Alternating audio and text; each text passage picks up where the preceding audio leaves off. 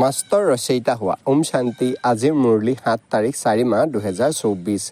বাবাই কৈছে, মৰমৰ সন্তানসকল, সম্পূৰ্ণ পবিত্ৰ হৈ সংস্কাৰ মিলন কৰা, এয়াই প্ৰকৃত হলি বৰদান।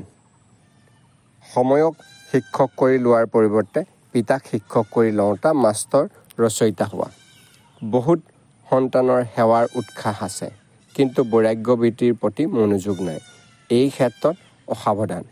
চলে হৈ যাব, সময় আহিলে ঠিক হৈ যাব, এনেকৈ ভবা, অৰ্থাৎ সময়ক শিক্ষক কৰি লোৱা।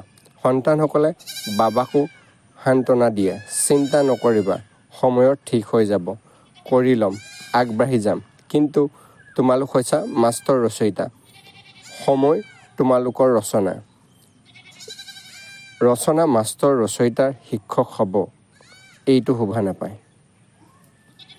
শ্লোগান: পিতাৰ প্ৰতিপালনৰ প্ৰতিদান হৈছে নিজক আৰু সকলোকে পৰিৱৰ্তন কৰাত সহযোগী হোৱা। ওম শান্তি।